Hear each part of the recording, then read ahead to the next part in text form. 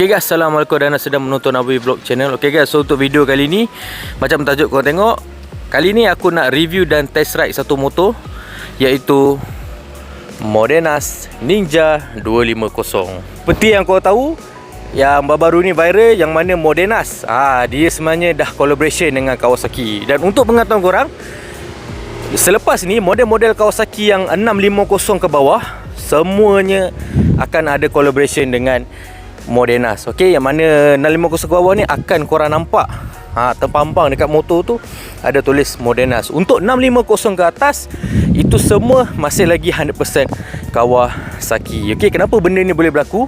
Ini apa yang aku dapat info lah, yang mana untuk 650 ke bawah, Kawasaki dah tak nak, orang kata dah tak nak handle dah dekat Malaysia ni. Tetapi Modenas willing untuk take over balik model-model 650 bawah ni untuk dipasarkan dekat Malaysia. Korang jangan takut, barang-barang yang dekat motor dia masih lagi Kawasaki. Okay? Semua skru apa semua masih lagi Kawasaki. Cuma pemasangan untuk menjadikan sebuah motor by Modenas. So tenaga power manusia tu by Modenas, dan part-part ni masih lagi Kawasaki. Kalau korang tak percaya, kunci masih lagi Kawasaki. Nampak casing engine pun masih lagi Kawasaki. Cuma ada beberapa tempat je yang ada stiker Modenas, dekat tank dan dekat windshield. Apa yang efek dia bila Modenas dengan Kawasaki ni bergabung? Apa efek dia? Efek dia adalah harga dia lebih murah. Seperti model yang kotak depan ni, ini adalah Modenas Ninja 250 ABS. Okey, ABS dia 2 channel. Yang ni harga dia dalam 20,500. Dan yang non-ABS, yang tadi ABS, adalah 18,500. Spek engine semua sama, berbeza hanya pada ABS saja. So, apa yang bestnya tentang Modenas Ninja 2022 ni? Adakah dia lebih better daripada previous model? Aku dah buat research dah. Totally ada perubahan segi performance, yang mana aku cerita terus lah bahagian engine dia. So, poin-poin yang aku akan sebut ni tentang spek engine ni, aku dapat dari petikan official website kawasaki.com.my. So korang jangan ingat aku main tembak je. Ini aku memang ambil, aku take note dekat website official kawasaki.com.my. Yang mana untuk spek engine ni, dia bersisi 249cc, double overhead cam, 2 silinder, 8 valve, 4 stroke dan liquid cool. Okay, tu spek engine dia. Okay, sama juga yang seperti sebelum ni. Dan gear masih lagi gear 6 speed. Penambahbaikan yang terbaru dekat motor ni adalah total body dia dah upgrade. Berapa saiz dia? 32mm. Previous model adalah 28mm, dan yang depan korang tengok ni adalah 32mm total body Dan bila total body dia upgrade, airbox pun diorang upgrade juga. Yang mana untuk airbox yang terbaru ni adalah 5.8 liter besar dia, dan yang previous model punya, yang model lama punya adalah 4.7 liter. Maknanya dekat sini total body dia dah upgrade besar, airbox pun dia dah upgrade besar. Yang best ni geng, dia ada slipper clutch geng. Slipper clutch. Tak semua motor 250 ada slipper clutch. Pada korang yang tak tahu apakah itu slipper clutch, slipper clutch ni dia adalah bahagian clutch yang mana untuk korang yang main corner, yang suka turun gear secara agresif, memang akan suka kepada slipper clutch. Yang mana slipper clutch ni, kerja dia akan kurangkan korang punya engine braking. Kau pasal tak, kalau korang sebelum nak corner ataupun korang nak berhenti, korang akan drop gear dan engine akan meraung. Itu dipanggil engine braking. Jadi slipper clutch ni, dia mengurangkan engine braking tu supaya kita boleh masuk corner dengan lebih cepat. Nak kata slipper clutch ni memang mainan untuk orang main corner lah. Orang main corner akan suka punya slipper clutch ni. Selain pada total body dan slipper clutch dan airbox, yang best dia adalah dia ada new radiator fan cover. So apa bestnya tentang benda ni adalah, kalau korang naik motor ni, korang akan duduk dekat traffic light yang lama, yang traffic light yang 199 punya, yang jenis sidai sampai 3 minit 2 minit tu. Nanti lama engine hidup, kita akan start rasa bahang dekat celah-celah kaki kita, celah kangkang kita, betul. Jadi untuk fan radiator cover ni, apabila engine dah panas, kipas radiator tu on, anginnya ditiup dekat engine tu untuk sejukkan engine tu. Bila dah lalu dekat engine, udara panas tu dia akan turun ke bawah. Senang kata, bila fan radiator ni on, angin yang kena dekat enjin tu, udara panas tu dia takkan kena kat kaki kita, dia akan turun ke bawah, geng. Jadi bagi aku benda tu bagus untuk keselesaan rider. Jadi rider tak perlu nak berkicap lah, mengadu telur panas ke, celah kangkang bahang apa. Untuk power motor ni, horsepower dia adalah 37 horsepower pada 12,500 rpm dan torque dia 23 Nm torque pada 10,000 rpm. Okay. Dan tank dia adalah sebanyak 14 liter. Okay, bagi aku 14 liter ni cukup dah untuk bersisi 250. Okay, kan kalau 20 liter pula berat pula motor kan. Bagi aku, setelah aku dah test ride, bawa jauh-jauh, 14 liter ni sudah mencukupi untuk sisi 250 ni. Bagi aku dah cukup dah, tak perlu dah besar-besar. Tapi kalau boleh extend pun mungkin dalam 17 liter ke 18 liter ke, aku rasa 20 liter pun okey kot, tak ada masalah sebenarnya. Tapi kalau dah 25 liter tu aku rasa dah besar sangat untuk motor 250. Okey. Dan berat Ninja ni adalah 164 kilo. Ini termasuk minyak semua, petrol isi, full tank petrol, minyak hitam pun semua. Itu dah include dah 164 kilo. Itulah dia spek enjin tentang motor Modenas Kawasaki Ninja 2022. Bagi aku, part-part yang penambah kebaikan untuk membezakan dia antara previous model tu sangat-sangat power, iaitu throttle body, airbox dan slipper clutch dan fan radiator cover. Bagi aku tu memang sangat-sangat best lah. So korang jangan takut lah nak beli motor ni, okay?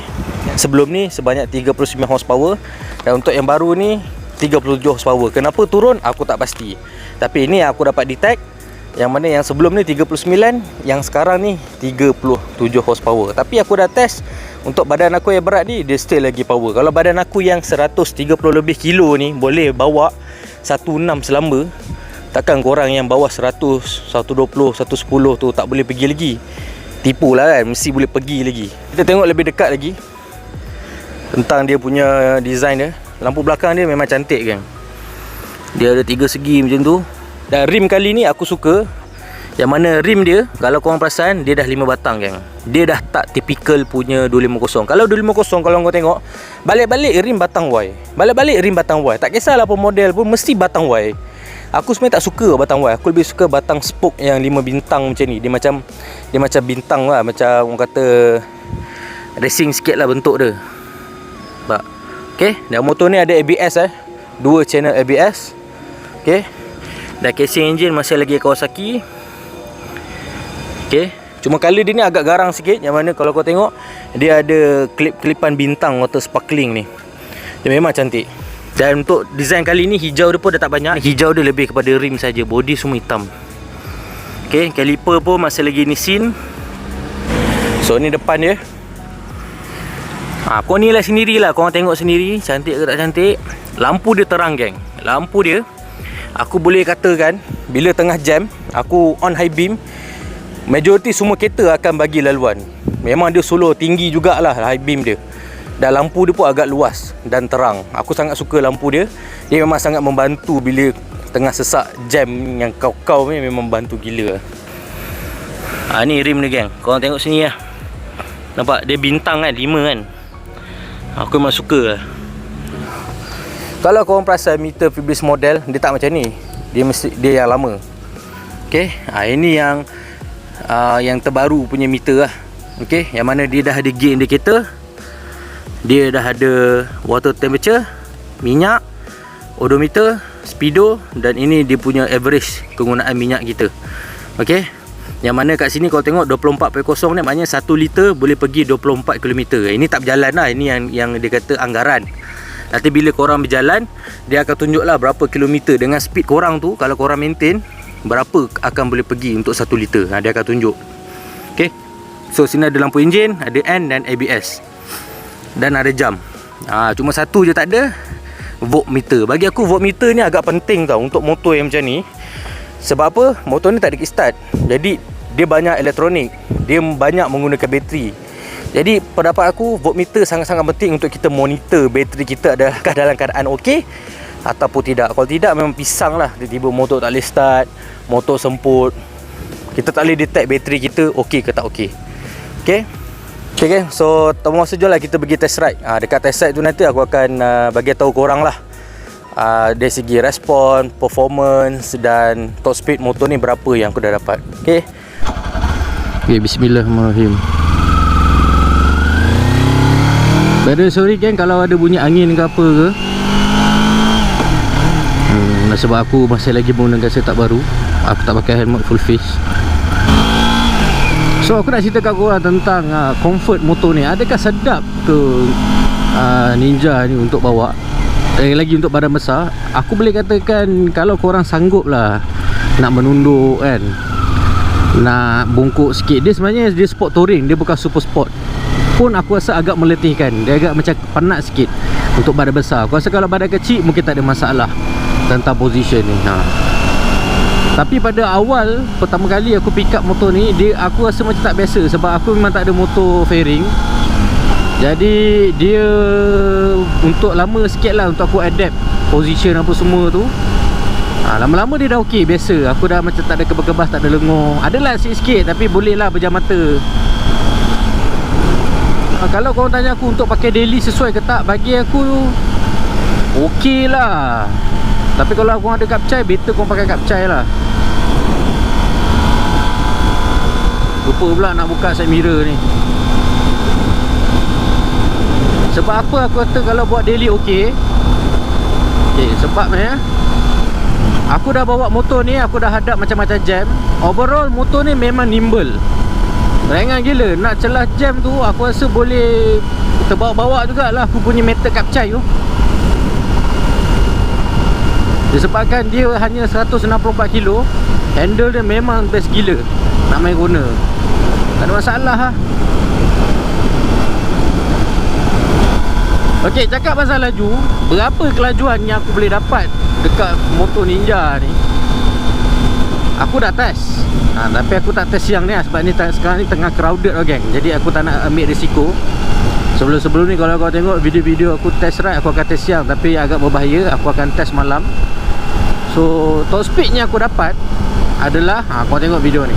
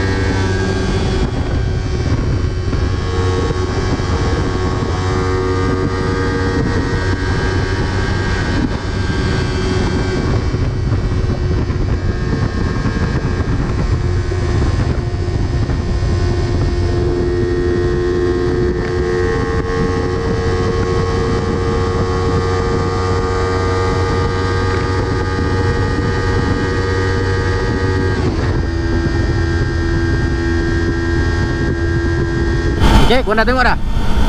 Itu aku test waktu malam pada jalan yang kau nampak ni. Inilah jalan dia, jalan Duke, Highway Duke. Aku test waktu malam dalam 1 ke 2 pagi. Sebab time tu tak banyak kereta.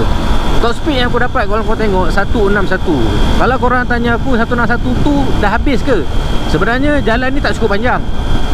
Lepas tu masa aku test tu aku tak biasa lagi dengan motor tu. Aku rasa 16 dia rasa macam goyang. Tapi bila aku dah bawa 2-3 hari, aku dah test 161 tu sebenarnya dia boleh pergi lagi. Aku pernah test, aku dapat 163, 167 untuk badan aku yang besar ni Sebab cut off dia pada 14,000 RPM geng. Jadi masa aku dapat 161 yang kau tengok tadi tu, RPM baru 11.5. Dan max power motor ni, macam aku bagi tahu tadi tentang spek enjin, max horsepower dia pada 12,500. Maknanya aku tak sampai lagi waktu horsepower puncak yang tertinggi dekat motor ni. Mungkin salah satu faktor dia sebab aku berat. Dan ada member aku yang ringan try motor ni, dia dapat 183 kan. 183 meter jar ni lah. GPS dia ralat antara, aku dah test dekat Google Map, aku letak phone holder, dia ralat dalam 8 ke 9 macam tu beza dia. Bagi aku dia agak hampir tepat lah. Kalau korang turun poket 1-2 mata, mungkin dia dah boleh sama dengan GPS speed dia.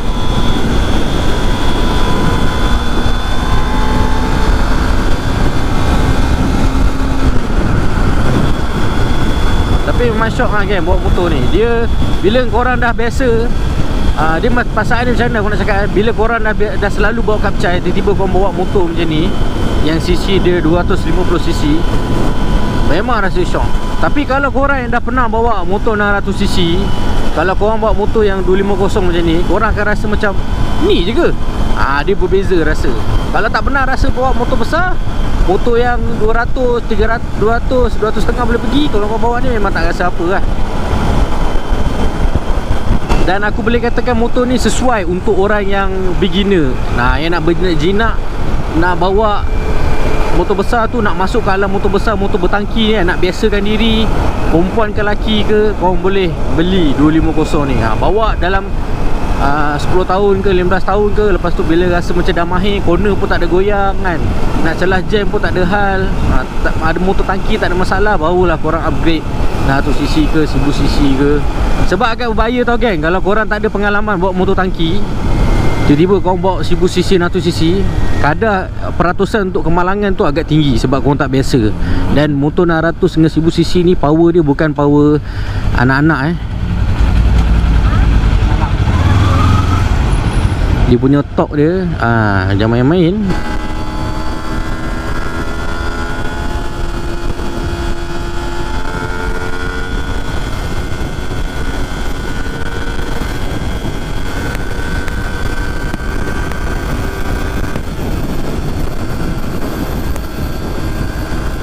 Angin kuat kan, angin kuat.